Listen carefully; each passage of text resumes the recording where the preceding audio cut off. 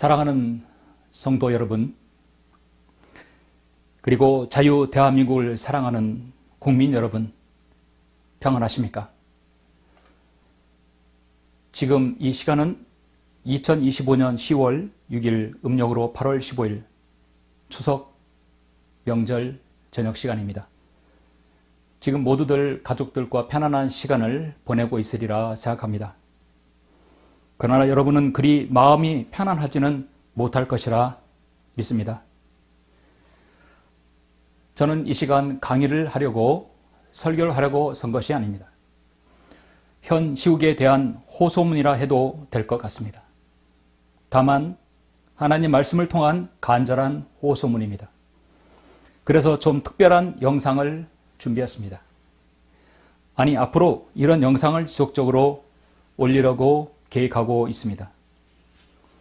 여러분, 지금 우리는 대한민국 역사상 유례없는 국가적 난세 앞에 서 있습니다. 건국 이래 단 한 번도 경험해 보지 못한 체제 전환의 직전, 자유민주주의 숨줄이 끊어질지도 모를 운명의 기로에 서 있습니다. 지금 현 대한민국은 그저 작은 정치적 혼란이라 치부할 수 없습니다.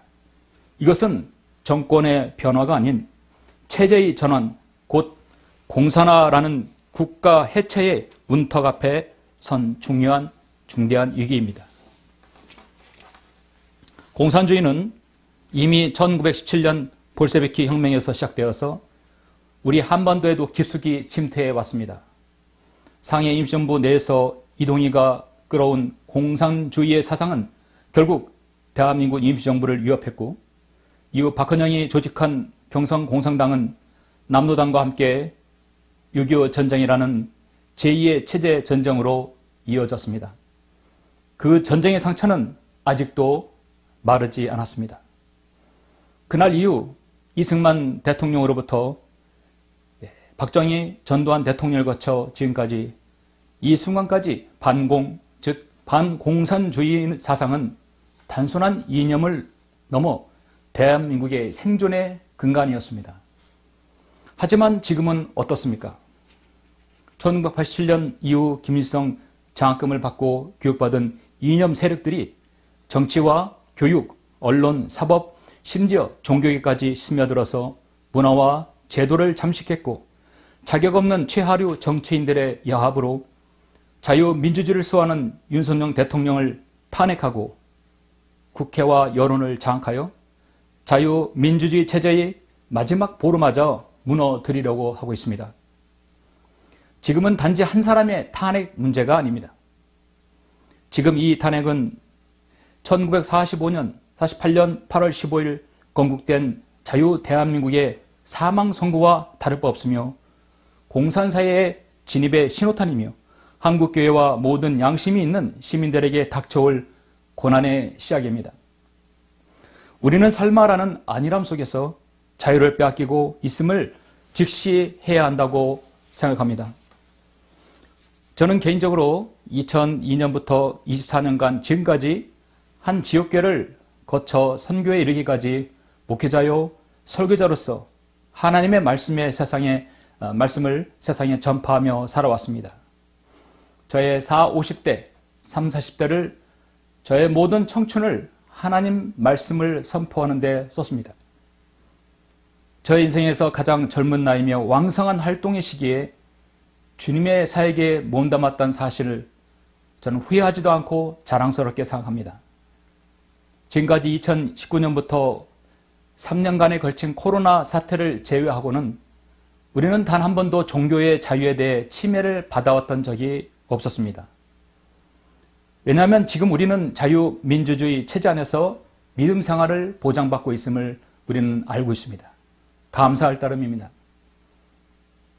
그런데 지금 그런 자유가 없어지는 시점에 와 있습니다. 우리의 종교와 신앙의 자유가 위협받고 있기에 저는 또 다른 모습으로 강단에 설 수밖에 없었습니다. 왜냐하면 단 한 사람, 바로 가짜 대통령 이재명이라는 범죄자 때문입니다. 하나님의 말씀 잠언 28장 2절에서는 다음과 같이 말씀하십니다. 땅의 죄가로 인해 통치자들이 많아져도 그 나라는 명철과 지식이 있는 한 사람으로 인하여 오래 가리라 했습니다. 그렇습니다. 한 국가가 흥망소쇠를 관장할 수 있는 것은 다수가 아니라 한 사람 때문에 그렇게 될 수 있습니다. 역사를 보면 시대를 움직이는 것은 다수가 아니라 항상 한 사람이 문제였습니다. 한 사람이 한 국가와 민족을 풍요와 번영으로 이끌었을 때도 마찬가지입니다. 성경을 보면 다윗 왕이 그랬습니다. 단 한 사람으로 인해 나라의 존립에 이태롭게 되고 패망하는 경우가 또 있습니다. 그러한 왕은 아이러니하게도 방금 봉독한 잠언을 쓴 이 솔로몬 때문이었습니다. 솔로몬은 통치 말기에 그가 온갖 우상숭배와 배교로 얼룩졌기 때문에 하나님께서는 그의 나라를 둘로 쪼갰던 역사가 있었습니다. 지금 우리나라 자유 대한민국은 한 사람, 이재명이라는 사람으로 인해서 이 나라가 지금 찢기고 있습니다. 갈기 찢기고 있습니다. 여러분은 이 사실에 동감하십니까? 아직도 이 사실에 동감하지 못하다면 역사를 보고 현 시대 흐름을 한번 잘 보시길 바랍니다. 이재명은 취임 지난 100일 기자회견에서 그는 권력에는 서열이 있다고 발언했습니다. 정치권과 법조계와 학계에는 적지 않은 파장을 일으켰습니다. 이 말의 발상은 지극히 스탈린, 차르, 모태똥, 히틀러, 김일성이 주장하는 말과 같다고 할 수 있습니다. 자신도 그렇게 되겠다는 것입니다. 어림없는 소리입니다. 국민들에게 오히려 그는 가만두지 않을 것이라고 합니다. 지금 권좌에 앉아있는 이재명은 누구입니까? 그는 공직선거법 위반 파기환송심, 파기재판이 되었어야 되는데 파기환송으로 그는 고등법원에 넘어가는데 그걸 재판을 중단시켰죠.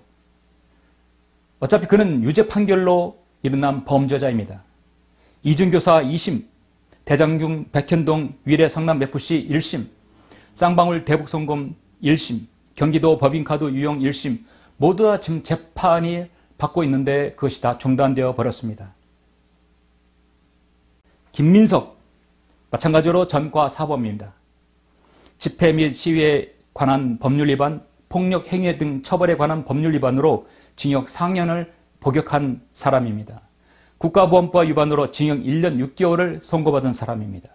2004년 정치자금에 관한 법률 위반으로 징역 6개월에 8년을 처해진 사람입니다.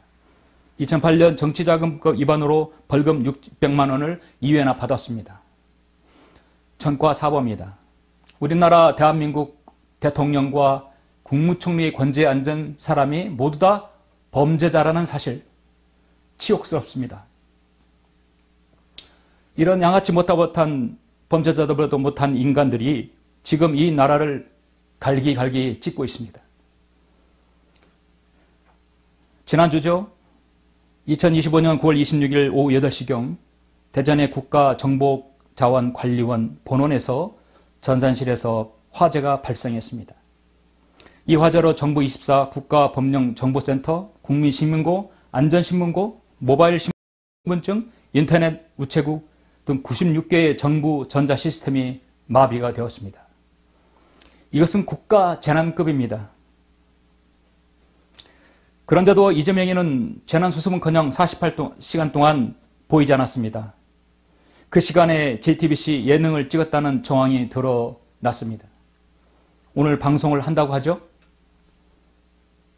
지금 국가적 재난에 해당하는 국가 전선망 화재로 난리가 났는데 예능 TV에 출연한다고 하는 것이, 그 시간에 예능 TV를 촬영했다는 것이 이게 정말 대한민국 대통령이 할 짓입니까? 저도 개인 자료는 2중 3중으로 백업을 보관합니다. 국가의 막중한 자료들이 2중 3중으로 보관해도 모자랄 판입니다. 그런데 원본이 소실되었다는 것은 참으로 기가 막힌 일이죠. 저는 아다시피 정치인이 아닙니다. 그냥 일개의 한 선교원을 운영하는 선교원 설교자에 불과합니다. 한 미역한 설교자가 유튜브라는 영상에서 얼마나 많은 사람에게 제가 공감과 동의를 얻을지는 모르겠습니다. 그러나 이제는 미력하나마 저의 목소리를 내려고 합니다. 설교자로서 성경을 통하여 세상을 보는 시각으로 여러분에게 담대하게 외치려고 합니다. 성경은 잠언 28장 1절에서 악인들은 쫓는 자가 없어도 도망치나 의로운 자들은 사자처럼 담대하니라 말씀하고 있습니다. 저는 그래서 죽음을 무릅쓰고 살아도 신앙과 자유와 악한 사탄주의 사상인 공산주의 전체주의 사상의 멸절을 위해서 기꺼이 강단에서 외치려고 합니다. 혹자는 이렇게 말합니다. 설교자가 강단에서 하나님의 말씀만 선포해야지 그것만 해야 되는 것이 아니냐 묻습니다. 예, 맞습니다. 그 전에 여러분 제 말씀을 한번 들어보십시오. 저는 오늘 이 영상을 준비하기까지 저는 근 한 달간 망설였습니다. 애태우며 해야 하는가 말아야 되는가, 이 영상이 성도들에게 부정적인 인상을 주고 영향을 주면 어떻게 되겠는가, 정말 너무나 망설여왔습니다. 그런데 제 가슴은 천불이 나서 못 살겠습니다. 이 말을 해야 할 것 같습니다. 그렇지 않으면 죽을 것 같습니다. 지금 추석 연휴 중에 중국 떼거지들이 우리나라에 무비자 입국을 해서 온갖 범죄를 활개를 치고 있습니다. 그것도 모든 국가 전선망이 태워진 지금 1970년대로 돌아간 시스템에서 정말 나라가 걱정입니다. 국민의 생명과 안위가 걱정되어서 제가 국가에 대한 생각, 저 여의도 정치인들의 행태에 대해서는 저의 작은 목소리라도 내어야겠다는 생각을 하게 되었습니다. 현재 국민의 안위를 생각하지 않는 해충 같은 저 여의도 정치인들, 여의도 여야 정치인들, 모두 다 그렇진 않지만 상당수가 그렇습니다. 하루속히 해체해야 할 중앙선관위, 중국을 비호하는 일부 경찰 공권력들, 권력과 타협하는 개판사들, 사실과 진실만을 보도하여 국민의 알아야 할 권리를 무참히 저버리는 쓰레기 같은 아부 언론 매스컴들, 저는 제가 아는 한 보도 자료를 근거로 해서 조목조목 알리고 하나님의 말씀의 진리를 방송을 하려고 합니다. 그 짓거리들이 얼마나 하나님 말씀에 입어되는지, 선량한 국민들에게 얼마나 피눈물을 쏟게 하는지 저는 알리려 합니다. 지금 이 나라는 어떻습니까? 가장 중요한 국토 방위의 그 문제, 국가 안보는 어떻게 위협받고 있습니까? 방위 출신의 국방부 장관이 어떻게 국군을 통솔할 수 있겠습니까? 상권 분립은 어떻게 파괴되고 있는지, 한국 경제가 어떻게 도탄에 빠지고 있는지 여러분 보셨죠? 지금 국가마다 통상 관세 협정 때문에 난리인데 대한민국의 외교가 어떻게 삼류 외교로 가는지, 지금 대한민국의 사회와 치안이 이렇게 극도로 불안에 쌓여 있는데 그 시점에서 중국의 떼거지들이 무비자 입국으로 들어오는 이 안전이 파괴되는 이 시점에서 매일마다 악법을 쏟아내는 민주당 패거리들, 민주당 의원들이 어떻게 악법을 쏟아내는지 여러분 보시고 있죠? 마치 100일이 3년 같습니다.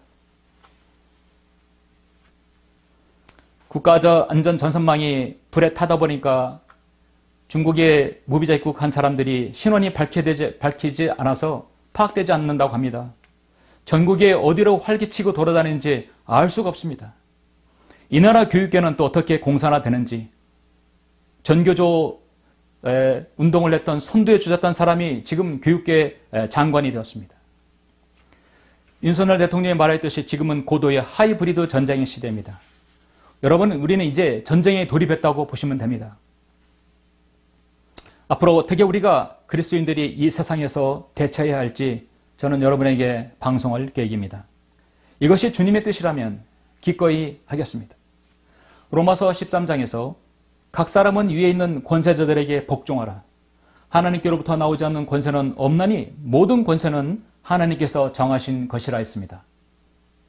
그렇습니다. 세상의 모든 통치도 하나님께서 정하신 것입니다.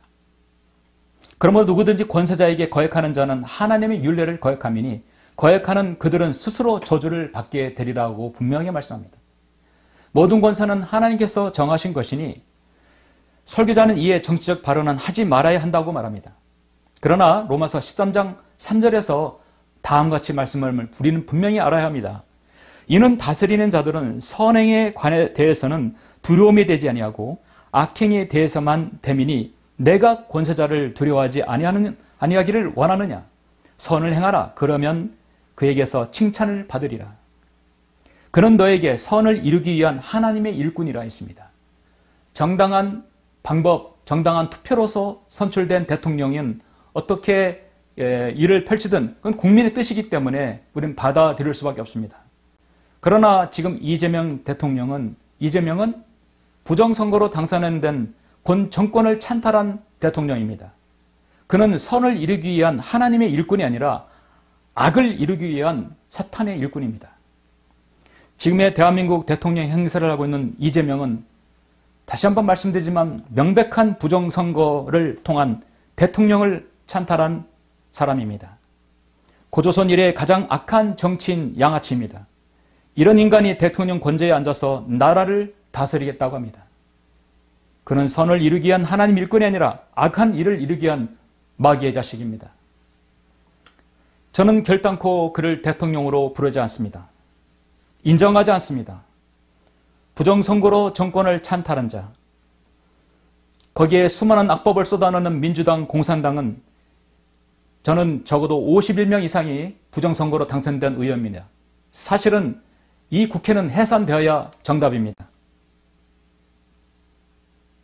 여러분은 지금까지 열심히 일하셔서 세금을 꼬박꼬박 내고 있죠. 그 세금으로 국회의원들이 세비를 받아갑니다. 이번 추석 연휴에도 국회의원들은 추석 특별 보너스 480만 원인가를 다 특별 보너스를 받았다고 합니다. 여러분 놀라셨죠? 모든 사람에게 의무를 다하되 국세를 낼 자에게 국세를 내고 관세를 낼 자에게 관세를 내며 두려워할 자를 두려워하고 존경할 자를 존경하라. 이런 연유로 너희가 세금도 내는 것이니 이는 그들이 하나님의 일꾼으로서 바로 이 일에 전념하게 하려 함이니라. 국민들의 안위와 발전에 노심초사 걱정하고 좋은 법안을 만들어내는 의원들 물론 있습니다. 우리는 그들을 존경합니다. 그러나 국민들을 못 살게 하는 악법만 만들어내는 공산당 의원들은 우리는 인정하지 않습니다. 이재명은 지금 나라를 위한 일들을 하는 것이 아니라 이 나라를 찢어버리고 있습니다. 공산주의 사회를 만들고 친중국가, 아니 이 자유 대한민국을 중국의 석국으로 갖다 바치려고 하고 있습니다. 중국은 망해가고 있는데 그 망한 나라에 이 나라를 바치려고 하는 것이죠. 도저히 묵과할 수 없습니다. 가만히 있어서는 안 됩니다. 설교자는 세상에 그래서 알려야 합니다. 무지한 사람들에게 하나님 말씀을 통해 알려야 합니다. 하나님 말씀을 근거로 세상에 빛이 있다는 사실을 알려야 합니다. 자유가 사라지면 여러분의 신앙, 여러분의 교회, 여러분의 성경 다 뺏겨내고 마는 것입니다. 혹자는 설교자가 세상 정치에 관여할 수 있는가? 라고 의문을 제시합니다. 그렇습니다. 설교자는 세상의 정치에 관여하지 않습니다. 그러나 백성의 무지함과 분별력이 없다는 그것은 하나님 말씀을 들어서 분명히 일깨워줘야 할 설교자의 몫입니다. 설교자는 정당 정치의 선동가가 아니라 복음의 전달자입니다. 그러나 세상의 윤리와 정의와 생명과 자유에 직결된 문제는 정치가 아니라 성경적인 진리의 영역입니다. 과거 일제강점기 때 주기철 목사님 같은 수많은 애국 그리스도인들 설교자들이 나라의 독립을 위해서 외쳤습니다. 이 충청남도가 충절의 고장이라는 말을 왜 듣습니까? 그 당시에 대다수의 그리스도인이 나라의 독립을 외쳤던 것입니다. 1950년 북침이 이 나라를 쳐들어왔을 때 풍전등화의 이기 속에서도 애국자 그리스도인들은 특히 손영원 목사님 같은 분들은 강력한 외침이 있었습니다. 방공을 외쳤던 것입니다. 그리고 그들은 자신의 생명까지도 바쳤습니다. 과거 이스라엘의 역사에서도 마찬가지입니다. 북왕국 이스라엘의 온갖 배교와 잘못된 통치를 인하여서 백성들이 고통받을 때 호세와 요엘, 아모스, 오바다, 요나 등 강력한 선자들이 하나님의 말씀을 통해 정치권에 외쳤습니다. 돌아오라고 했습니다. 바른 통치를 하라고 강력하게 외쳤습니다. 따라서 지금 풍전동화의 대한민국을 보면서 설교자는 본문에 드러난 하나님의 말씀을 근거로 해서 사회 정치적 사안에도 분명히 말할 수 있다고 보는 것입니다. 그래야만 합니다. 반드시 이 바른 성경을 통해서 정확하게 그들의 잘못을 지적하고 외쳐야 한다고 봅니다. 물론 우리 설교자의 주요 임무는 강단한 정치적 무대가 아니라 복음으로 세상을 비추는 자리입니다. 일반적으로 국가는 로마서 13장 말씀대로 하나님의 질서를 위해 세워졌으므로 존중하고 순복해야 합니다. 그러나 국가의 통치자가 하나님께 순종하는 길, 예배와 복음과 양심의 자유를 막을 때 사도행전 말씀에 따라 우리는 저항적 순종을 해야 하는 것입니다. 설교자는 세상의 정치에 직접 관여하는 선동가가 될 수 없음을 알고 있습니다. 그러나 설교자는 말씀으로 세상의 죄와 불의를 드러내고 진리와 공의, 하나님의 주권을 선포해야 합니다. 정치 현실을 다루더라도 목적은 정권 교체가 아니라 하나님 나라의 가치를 드러내는 것입니다. 저는 지금 세상의 사람들에게 분노를 조장하는 정치 언어가 아닙니다. 성도들의 양심을 세우고 거룩한 기쁨과 사랑을 지켜내는 메시지를 전할 것입니다. 분별력이 없는 사람에게 이 세대가 어떤 세대임을 알게 하는 것입니다. 더 그래서 주님의 재림을 기다리고 소망케 하는 것입니다. 성도 여러분, 여러분은 세상 속의 한 국가의 시민으로서 대한민국 국민으로서 정당한 투표와 공적 참여를 간접적으로 해서 여러분도 정치에 참여하게 되는 것입니다. 그것이 바로 민주주의입니다. 그러나 그 판단 기준은 정당이나 이념이 아니라 성경적 양심을 통해서 여러분은 결정합니다. 설교자와 교회는 성도를 양육해서 양심적인 시민성을 실천하도록 돕는 것이죠. 제가 이렇게 여러분에게 간절한 호소문으로 여러분에게 말씀을 드리는 것은 이 강단에서 자유를 외치고 성경을 통하여 세상 정치의 시국 진단을 하게 된 결정적인 사건이 있었습니다.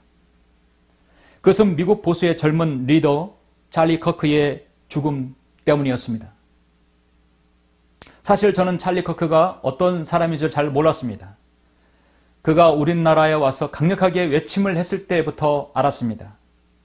그는 미국 보수 진영을 대표하는 청년 운동가로 터닝 포인트 USA를 창립해 보수 이념을 젊은 세대에 확산시키며 큰 영향력을 끼쳤습니다. 그는 트럼프 대통령을 강력히 지지했고 마가 미국을 다시 위대하게라는 정신을 청년층의 언어로 풀어내어 정치 활동가이자 농객이었습니다. 그러나 그는 2025년 지난달 9월 10일 유타주 오렘에서 열린 보수 행사 도중에 저격을 받아 사망하는 비극적인 사건이 발생했습니다. 여러분도 이 사건을 아시리라 믿습니다. 그의 죽음은 미국 사회에 큰 충격을 가져다 주었습니다. 그는 보수 진영에서 그를 순교자적 인물로 추모하며 결집했고 반대로 진보 진영은 정치적 극단주의와 증오를 확산을 성찰해야 한다는 목소리를 내기도 했습니다. 찰리 커크의 삶은 젊은 시대의 보수운동의 상징이며 그의 죽음은 정치적 분열과 폭력의 위험성 그리고 AI 미디어 시대의 정보 왜곡 문제를 함께 드러낸 사건으로 평가를 받고 있지요. 무엇보다도 그는 신실한 그리스도인이었습니다. 저는 그리스도인의 시선으로 바라볼 때 찰리 커크의 삶은 단순한 정치활동을 넘어 신앙을 실천하는 사회 참여의 모범으로 볼 수 있습니다. 그는 젊은 나이에 세속적 명예보다 진리와 믿음의 가치를 사람들에게 알렸습니다. 그는 기독교적 그 세계관으로 성경을 세상을 통해 보면서 성경으로 세상을 바라보라는 메시지를 전하였습니다. 대학 캠퍼스와 사회 전반에 걸친 세속주의와 상대주의에 맞서 성경적인 진리, 생명의 존중, 자유와 책임 같은 원칙을 강조했습니다. 정말 그는 교회 안에 머물지 않고 정말 세상의 빛과 소금 역할을 감당해냈던 젊은 리더였습니다. 그의 연설과 저서는 청년들에게 그리스도인으로서 세상 속에서 당당히 설 것이라고 촉구했습니다. 그리고 우리나라에 총격을 맞기 전에 우리나라에도 와서 강력한 외침을 또 그런 연설을 했었습니다. 그의 죽음은 너무나 슬프고 안타까웠습니다. 정말 값지고 그러나 그의 죽음은 값지고 숭고한 죽음이었습니다. 그리스도인으로서 바라볼 때 찰리 커크는 하나님의 나라의 진리를 위해서 싸운 믿음의 증인이라 저는 믿습니다. 그는 세상 속에서 타협하지 않고 복음적 가치로 사회를 새롭게 하는 청년 세대의 영적인 깃발이 되었습니다. 그는 강연에서 늘 예수 그리스도 나의 구주, 예수 그리스도의 갈보리 십자가의 보혈로 구원받아야 한다는 메시지를 전했을 때 그는 진정 그리스도인이었구나, 그리스도구나, 너는 그렇게 생각합니다. 저는 그의 죽음을 보고 가만히 있을 수가 없었습니다. 성경대로 믿는 설교자로 한다면, 강단의 말씀을 전파하는 설교자로 한다면 지금의 대한민국은 절대로 신앙의 자유를 지킬 수 없다고 강조해야 한다고 믿습니다. 현 정권에 맞서서 싸워야 한다고 봅니다. 한 사람 이재명은 이 나라의 자유와 신앙을 중국에 등이었고 저 이구르처럼, 홍콩처럼, 저 베네수엘라처럼 만들어 버릴 것입니다. 우리는 일어서야 합니다. 우리도 이제 터닝 포인트 코리아, 터닝 포인트 USI가 아니라 터닝 포인트 코리아로 외쳐야 됩니다. 돌아서야 합니다. 사랑하는 성도 여러분, 대한국인 여러분, 우리는 대국인입니다. 저 중국과는 상대가 되지 않는 민족입니다. 여러분은 지금 전 세계에 불고 있는 자유의 바람이 느껴지십니까? 최근에 네팔에서 SNS 봉쇄가 부른 자유의 불길을 여러분은 보셨죠? 2025년 9월 네팔 정부가 페이스북, 유튜브 모든 SNS 26개를 차단해버렸습니다. 일명 젠 혁명이 확산되어서 전국적인 시위로 총리가 사퇴되고 조기 총선을 약속받았습니다. 디지털 억압은 자유의 불을 끈 것이 아니라 되레 점화시켰습니다. 여러분, 저항이 있어야 민주주의가 바로 섭니다. 인도네시아를 보십시오. 특권 정치에 대한 청년들이 반란을 일으켰습니다. 사건은 국회의원들이 보조금 급여가 최저임금의 10배 이상을 받고 있었다는 사실, 반부패로 이어지고 전국적으로 시위가 확산되었습니다. 건물이 파괴되고 의원 축택이 점거되었고 많은 의원들이 시민들에게 몰매를 맞아 잡혀갔습니다. 유럽은 어떻습니까? 프랑스는 치안 강화 집회와 제한법을 만들어서 시민사회의 민주주의 후퇴를 경고를 받았습니다. 슬로바키아 친러 정책으로 반대 시위를 받고 있습니다. 세르비아 건설 부패 의혹으로 폭로되었습니다. 전국적 반부패 시위가 확산되고 있습니다. 이렇게 네팔, 인도네시아, 유럽 각국 끊임없이 그들은 자신들의 민주주의를 싸워서 지켜내는 결과를 낳고 있습니다. 민주주의는 완성된 제도가 아닙니다. 끊임없이 싸워서 지켜내야 할 과정이라고 저는 봅니다. 완전한 통치는 주 예수 그리스도께서 오시기 전까지는 절대로 있을 수는 없습니다. 지금 우리 대한민국도 깨어나야 합니다. 기존 좌파 정권들의 신물나는 선동과 내로남불 정치에 우리 젊은이들이 정말 신물이 나고 화가 났습니다. 좌의 바람 속에서 조용한 분노를 일으키고 있습니다. 기존 정치와 부패와 불평등에 대한 정서적 피로와 불신이 임계점에 왔습니다. 미국의 찰리 커크의 희생이 또한 불을 지폈습니다. 결정적으로 이재명으로 인한 조용히 무너지는 이 민주주의를 보고 가만히 있을 수가 없는 것입니다. 교회도 일어나야 합니다. 정작 항상 평등을 외치는 그 좌파 정치인들은 특권층으로 군림하는 것을 본 젊은이들이 깨어나고 있습니다. 사회적 불평등과 기울어진 운동장 속에서 지금 경쟁하고 있음을 이제야 젊은이들이 깨닫고 있는 것입니다. 최근에 미국 트럼프 정부는 국방부를 전쟁부로 이름을 바꿨습니다. 정말 이름 제대로 바꾼 것 같아요. 윤석열 대통령도 탄핵당하기 전에 지금은 하이브리드 전쟁의 시대라고 분명히 얘기했습니다. 여러분, 정말 우리는 치열한 영적 전쟁뿐만 아니라 이제는 육체로 보이는 전쟁의 한복판에 서 있음을 여러분 인지해야 합니다. 정말로 정신을 바짝 차려야 합니다. 밤길도 이제 안전한 대한민국이 아니게 되었습니다. 지금은 총성 대신에 전산마비, 해킹이라는 전쟁이 시작되었습니다. 공산주의자들이 어떤 시스템을 마비시키는 건 여러 가지가 있지만 해킹도 하나의 방법이지만 아주 간단한 방법이 있어요. 그것을 화재로 돌리는 것입니다. 싹 불태워버리는 거예요. 그래서 석기시대로 돌아가게 하는 것입니다. 이번에 전산망 화재도 그게 과연 우연일까요? 그게 과연 사람의 실수로 그런 것일까요? 우리는 한때 전 국민들이 유심히 해킹당하고 공공기관의 전산 시스템이 알 수 없는 이유로 마비된 일이 있었습니다. 이미 하이브리드 전쟁은 시작되고 우리는 그 한복판에 있습니다. 겉으로는 고요해 보이는 일상이 우리가 모르는 사이에 대격변이 일어나고 있습니다. 4차 혁명이 전환되고 익숙한 세계 질서가 바뀌고 힘의 논리가 어느 때보다도 강력해지고 있습니다. 여러분은 9시 뉴스, KBS, MBC, JTBC 뉴스만 봐서는 절대 세상을 돌아가는 것을 모르게 되어 있습니다. 절대 그들은 세상이 어떻게 돌아가는지를 국민들에게 알려주지 않는 쓰레기 언론들입니다. 여러분, 이 성경의 주제가 무엇인지 아십니까? 이 하나님의 말씀의 대주제는 바로 통치입니다. 세상의 모든 것은 군주가 되었든 대통령이 되든 모든 것은 통치 가운데 움직이게 되어 있습니다. 전능하신 주 하나님께서 세상과 인간을 창조하신 주 목적이 바로 통치입니다. 첫사람 아담에게 명령하신 것이 바로 다스리라. 너는 번성하고 그 피조물들을 다스리라 했습니다. 통치하라는 것이죠. 그래서 그 통치를 못마땅히 여기는 것이 바로 사탄인 것입니다. 머지않아 우리가 모르는 어느 날 시점에서 주 하나님께서 영원으로 통치하시기 때문에 하시기 위해서 이제 우리는 어느 시점에서 들려 올라갈 것입니다.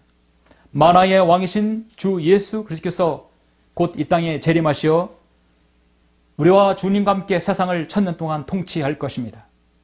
이사야 52장 7절 말씀에서 좋은 소식을 가져오며 화평을 선포하고 번영의 기쁜 소식을 가져오며 구원을 선포하며 시온을 향하여 말하기를 내 하나님이 통치하시는도다. 이사야 32장 1절에서 보라 한 왕이 의로 통치할 것이요 통치자들이 공의로 다스릴 것이라 했습니다. 계시록 20장 4절에서도 내가 보좌들을 보니 그들이 위에 앉았는데 심판이 그들에게 주어졌더라. 또 예수에 대한 증거와 하나님의 말씀으로 인한 목배임을 당한 사람들의 혼들도 그들은 보았는데 그들은 그 짐승에게나 그 형상에게 경배하지 아니했을 뿐만 아니라 그의 표를 그들의 이마 위에나 손에도 받지 아니하였더라. 그러므로 그들은 살아서 그리스도와 함께 1000년을 통치하더라 했습니다. 분명히 통치. 성경의 시작과 끝이 통치입니다. 이 일은 예수님의 1000년 통치는 앞으로 이루어질 것입니다. 1000년 통치 끝나면 전능하신 주 하나님의 영원한 통치가 이어질 것입니다. 그래서 성경의 연대기가 끝나는 요한계시록 22장 5절에서도 통치로 마무리합니다. 그 마지막 단어가 통치예요. 거기에는 밤이 없겠고 그들에게는 촛불도 햇빛도 필요하지 아니하리니 이는 주 하나님께서 그들을 비추시기 때문이라. 그들의 영원 뭉토록 통치하리라. 인간의 통치는 한계가 분명히 있습니다. 우리는 영혼을 이 땅에서 살 수가 없습니다. 주님께서 예비하신 장소에서 영혼을 보내게 되어 있습니다. 그 영혼이라는 시점에서 우리의 생애 60년, 70년, 80년의 생은 한 점에 불과합니다. 한 점에 불과한 우리의 인생에 아둥바둥 싸우는 게 하나님 보시기에 얼마나 가소롭겠습니까? 로마서 5장 12절에서 이렇게 말씀합니다. 이런 연유로 한 사람에 의하여 죄가 세상에 들어오고 그 죄에 의하여 사망이 왔으니 아담이죠. 그래야 모든 사람이 죄를 짓으므로 사망이 모든 사람에게 전달되었느니라 말씀합니다. 그리고 곧 15절에서 하나님의 은혜와 한 사람 예수 그리스도로 인한 은혜로 말미암은 선물은 많은 사람에게 풍성하였느니라 했습니다. 바로 한 사람, 하나님에서 사람이신 예수 그리스도를 통해서 우리가 구원받은 것입니다. 한 사람 때문에 죄와 사망과 지옥이 왔지만 한 사람 예수 그리스도를 통해 우리가 구원을 받은 것이죠. 대한민국 건국 이래 이런 한 사람, 이재명 한 사람으로 인하여 이 자유의 나라 대한민국이 지금 찢기고 있습니다. 무너져 가고 있습니다. 그러나 여러분 한 사람이 깨어 있으므로 인해 우리는 우리의 신앙의 자유, 단순하고 평안한 생활의 자유를 우리는 주장해야 합니다. 나라의 안위를 걱정하고 기도하시는 저와 여러분은 일어나야 합니다. 외쳐야 합니다. 백성을 괴롭히는 부당한 관리들, 정치인들, 통치하는 반드시 끌어내려질 것이라고 우리는 기도해야 할 것입니다. 그러나 현재 우리가 사는 현실에는 이 자유 대한민국, 저는 앞으로 지속적으로 이 자유 대한민국의 안위를 위해서 지속적으로 목소리를 내려갑니다. 여러분 기도해 주십시오. 미력 하나마 저는 설교로서 강단에서 정치를 선동하는 것이 아니라 복음의 전달자로서 하나님의 말씀을 통해 세상을 제대로 바라보라는 말씀으로 전하고자 합니다. 누군가 어떤 그리스도인이 자신의 생명과 진리와 자유와 공의를 그 사항을 이어받을 때 우리는 하나님의 말씀의 권위로 분명히 우리는 맞서야 합니다. 목표는 우리가 하나님의 나라의 가치를 수호하는 것입니다. 정치를 외면하면 가장 저질스러운 인간에게 지배당할 수밖에 없습니다. 성경에서는 간절한 기도의 내용이 많이 나옵니다. 그 중에서 조국과 민족을 위한 기도의 내용이 눈에 띄게 많습니다. 다윗도 그랬고 모세도 그랬고 다니엘도 그랬고 느헤미야도 그랬습니다. 그리고 많은 기라상 같은 선지자들이 그랬습니다. 특히 구약성경 느헤미야에서는 조국에 대한 간절한 기도의 내용이 나옵니다. 이걸 읽으면 정말 눈물이 나올 수밖에 없습니다. 죄악으로 인하여 심판받은 이스라엘은 바빌론으로 폐허가 되었습니다. 성벽이 파괴되고 성벽이 회파되었습니다.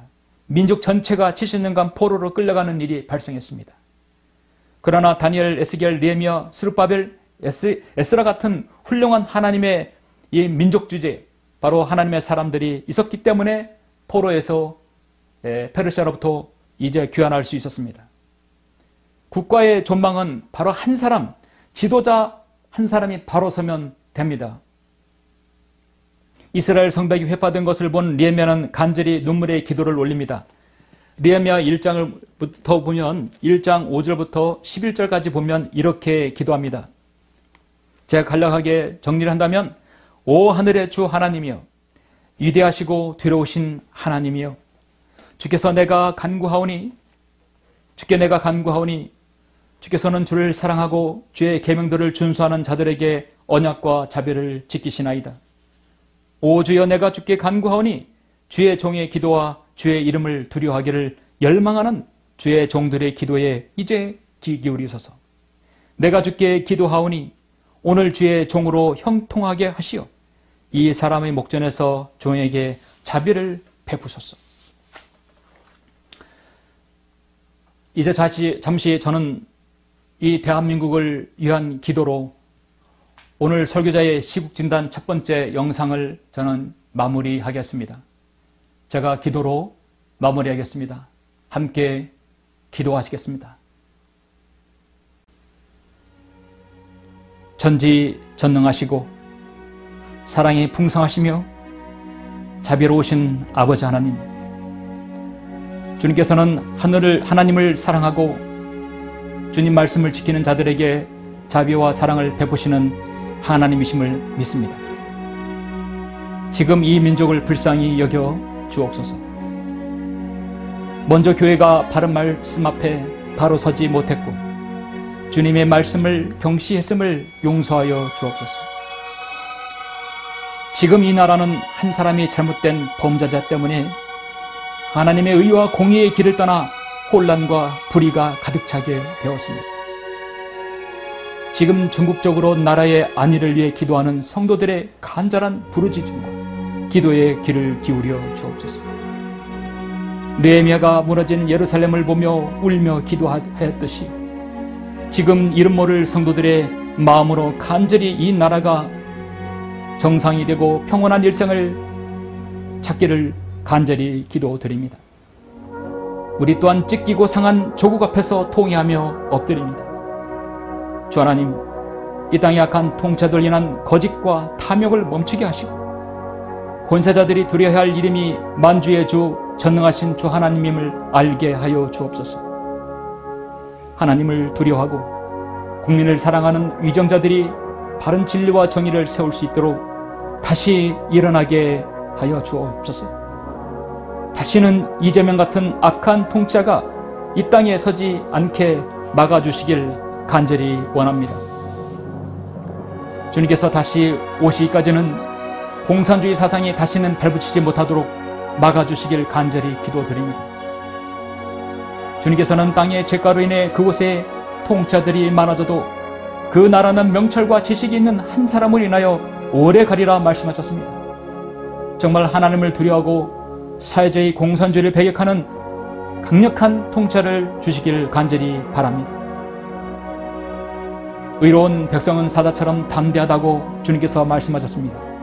우리가 소수의 무리일지라도 우리는 그리스도 안에서 진리와 자유와 복음의 빛을 다시 들게 하는 용기를 갖게 하여 주옵소서.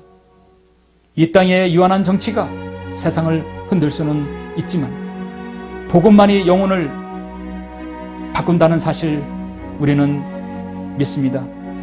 이 믿음으로 우리의 눈은 세상의 권력이 있지 아니하고 오직 하늘의 하나님께 고정되어 있음을 다시 한번 고백합니다.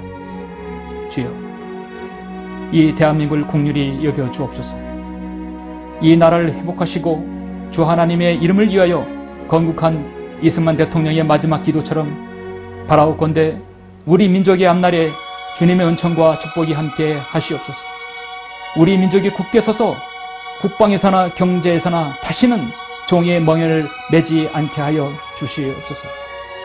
주 예수 그리스도 이름으로 기도드립니다. 아멘.